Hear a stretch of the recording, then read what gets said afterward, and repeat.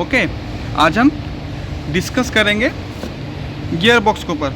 अगर आप फ्रेशर हो या एक्सपीरियंस वाले बंदे हो, अगर आप इंडस्ट्री या किसी प्लांट में इंटरव्यू के लग जाते हो, अगर आप मैकेनिकल फील्ड से हो, तो आपको जो इंटरव्यूअर होता है, जो आपका इंटरव्यू लेगा, वो क्या है कि गियर बॉक्स के ऊपर, ये जो गियर बॉक्स होती है, गियर बॉक्स ऊपर बहुत सारी क्वेश्चन आपको पूछ सकता है।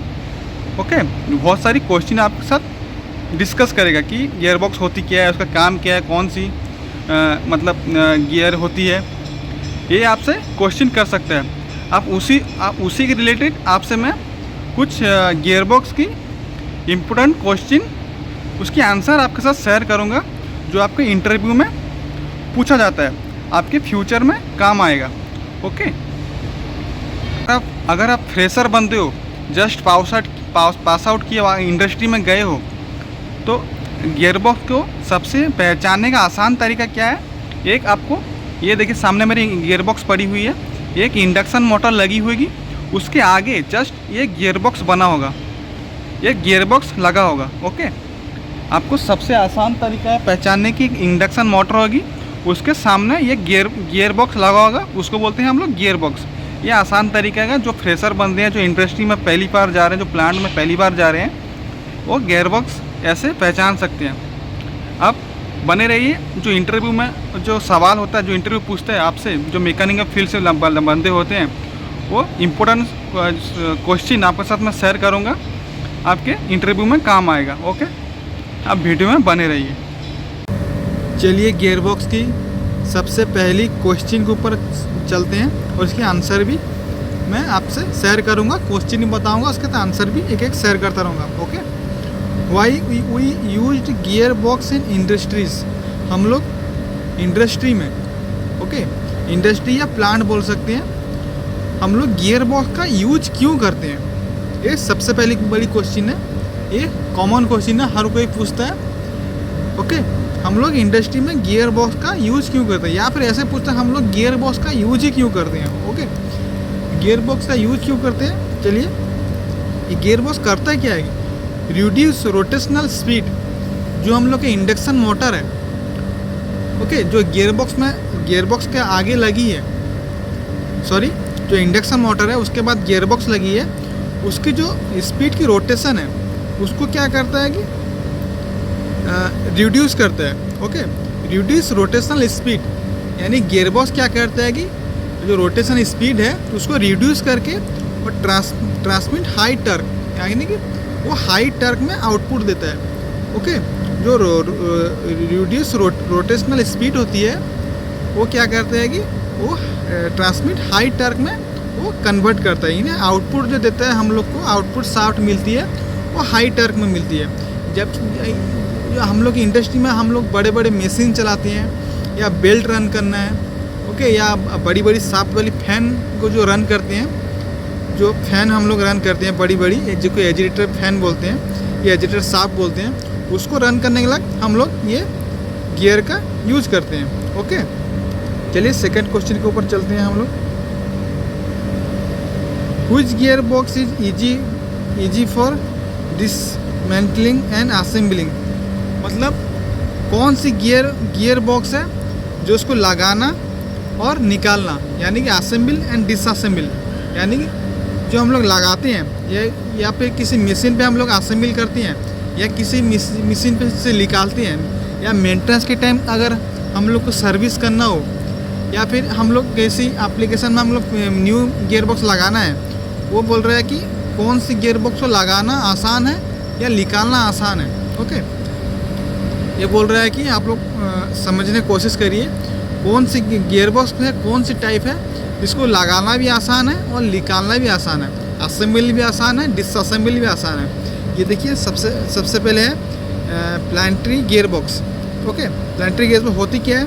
ये सीधी होती है, जो एक मोटर, उसके गियर बॉक्स के ऊपर मोटर होता है, उसके नीचे गियर बॉक्स होती है, उसके नीचे एक शाफ्ट लगी, वो क्या है कि सीधी होती है, पूरा स्ट्रेट होती है। ओके, इसको प्लांटरी गियर बॉक्स बोलते हैं। और क्या होता है कि इसको निकालना आसान है, इसको लगाना भी आसान है, इसको निकालना भी आसान है। ये देखिए यहाँ पे। उसके बाद क्या है, वार्म व्हील गियर बॉक्स। ये देखिए, ये साइड में रखिए, वार्म व्हील गियर बॉक्स। इसको हम लोग लगाना भी आसान होता है और इसको निकालना भी, सर्विस टाइम में निकालना भी बहुत ही आसान होता है। ओके, ठीक है, थर्ड क्वेश्चन ऊपर पढ़ते हैं। देखिए, एक मिनट, देखिए यहाँ पे क्वेश्चन आया, which gear used for high speed and less noise. इसमें बोला जा रहा है कौन सी गियर है जो हाई स्पीड में रन होती है एंड जो कम साउंड जनरेट करती है, यानी हाई स्पीड में रनिंग भी होती है और कम साउंड उसमें जनरेट करती है, यानी कम साउंड देती है और हाई स्पीड में चलती है। वो कौन सी गियर है? Helical gear.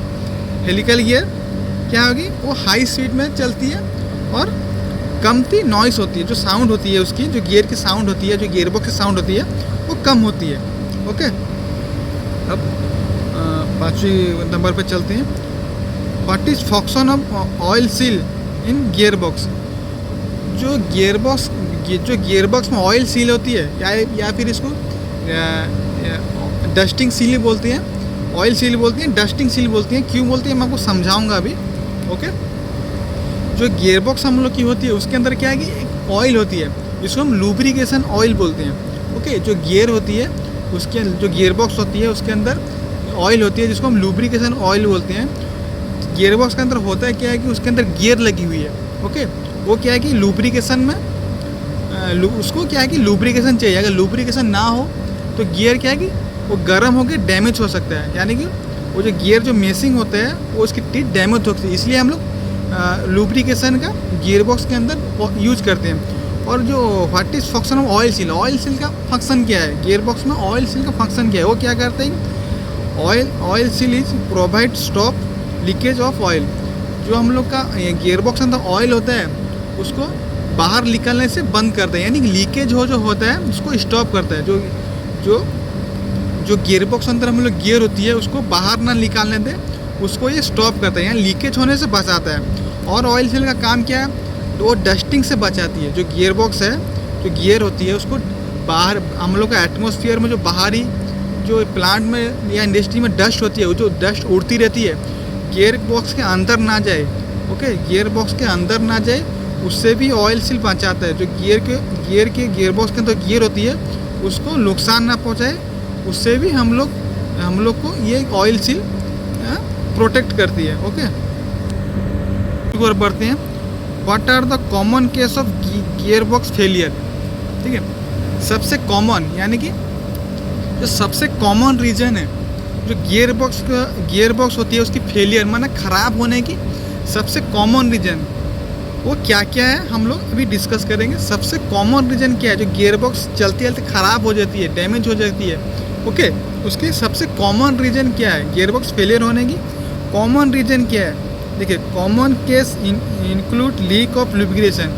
जो हम लोग गियरबॉक्स अंदर जो लुब्रिकेशन होता है ऑयल लुब्रिकेशन होता है, उसकी अगर लीक हो उस चांस में क्या है गियरबॉक्स मतलब ख़राब होने का चांस रहता है। और क्या है? ओवर हीटिंग, मिस अलाइनमेंट, या ऐसी तापमान पर रखे हो जो ओवर हीटिंग हो रही है। मिस अलाइनमेंट मतलब जो गियर की शाफ्ट है, यानी कि जो गियर अंदर है उसकी मिस अलाइनमेंट, या शाफ्ट है जो उसकी मिस अलाइनमेंट हो तो उससे डैमेज होता है। और ओवर हीटिंग जो हम लोग एटमॉस्फेयर में ओवर हीट होता है उससे भी क्या है कि एक तरह की गियर डैमेज हो जाएगी। कैसे होती है?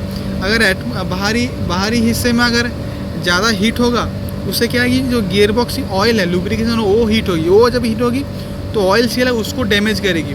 या फिर एक कारण हो सकता है या बेरिंग, आपकी जो बेरिंग होती है जो टेपर रोलिंग गियरबॉक्स में क्या है कि सबसे ज़्यादा टेपर रोलर बेरिंग यूज होता है। अगर गियरबॉक्स के अंदर बेरिंग ख़राब हो उससे क्या है कि एक घर्षण पैदा होगा। घर्षण जब पैदा होगा गियरबॉक्स क्या है गर्म होगी। जब गियरबॉक्स गर्म होगी तो उसके साथ ऑयल भी, जो लुब्रिकेशन ऑयल है वो भी गर्म होगी। जब वो गर्म होगी उससे क्या होगी ऑयल सील का फटने का चांस है, उसमें लीकेज आने का चांस है। इससे ओवर हीटिंग भी होती है, ये कारण है ओवर हीटिंग का। और मिस अलाइनमेंट तो आपको बताया हूँ। और क्या होता है? Wear and tear.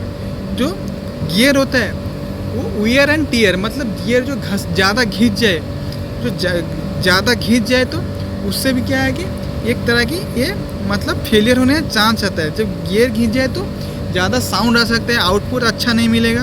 Okay, I hope आपको समझ आ गया। अब अगले क्वेश्चन को आप पढ़ते हैं। देखिए, which type of bearing are used in gearbox. अब पहले ही आपको बता चुका हूँ, ठीक है। जो टेपर रोलर बेरिंग होती है, देखिए यहाँ पे लिखा हुआ है taper roller bearing mostly used in gear box. Okay, जो टेपर रोलर बेरिंग होती है ये मोस्टली गियर बॉक्स के अंदर यूज है। क्यों यूज होता है टेपर रोलिंग बेरिंग ही क्यों यूज होती है? ओके, इसमें क्या axial load and radial load, मतलब सामने की जो लोड झेल सकता है और ऊपर से जो लोड आती है उसको भी झेल सकता है। ओके, ये सामने से भी लोड झेल सकता है, ये ऊपर से भी लोड झेल सकता है, यानी कि दोनों तरफ से ये लोड झेल सकता है। इसमें क्या है कि सेल्फ अलाइनमेंट भी होती है, एक तरह की सेल्फ अलाइनमेंट होती है, और इसमें radial load and axial load, यानी कि सामने से लोड भी झेल सकता है, ऊपर से भी लोड झेल सकता है। इसलिए हम लोग टेपर रोलर बेरिंग हम लोग गियर बॉक्स के अंदर यूज करते हैं। ओके, आगे दूसरी क्वेश्चन पर चलते हैं। What are the main components of gearbox. Gearbox की मेन कंपोनेंट क्या है, यानी कि मेन पार्ट क्या है। जो गियर बॉक्स की पार्ट होती है, जो मेन इंपॉर्टेंट पार्ट होती है, जैसे बॉडी हो गया, शाफ्ट हो गया, गियर हो गया। ओके, ऐसे ही आपको उसकी मेन कंपोनेंट को और बताना। देखिए यहाँ पे लिखा है main component include gear, bearing, shaft, seal, lubrication system and housing. Okay, आपको ये जो गियर की पार्ट है सारे बता देना है। लुब्रिकेटर अगर पूछ दे मेन कंपोनेंट क्या है, आपको सारे बताने, क्योंकि सारे ही मेन है, कोई इसमें कॉमन नहीं है। ओके, गियर बताना है, बेरिंग बताना है, शाफ्ट बताना है, सील बताना है, लुब्रिकेशन सिस्टम यानी कि लुब्रिकेशन ऑयल उसको बताना है, एंड हाउसिंग जो बेरिंग सॉरी जो गियर की हाउसिंग होती है, जो इसको हम गियर बॉक्स बोलते हैं, वो होती है हाउसिंग। ओके, जो ऊपर से ऐसे दिख रहा है वो हाउसिंग है, अंदर गियर है। ओके, आई होप आपको समझ आ गया। जो इंटरव्यू में आपको पूछा जाए गियर के ऊपर क्वेश्चन आता है वो आपको डिस्कस कर चुका हूँ। अगर कुछ दिक्कत हो तो आप कमेंट करिए। ओके।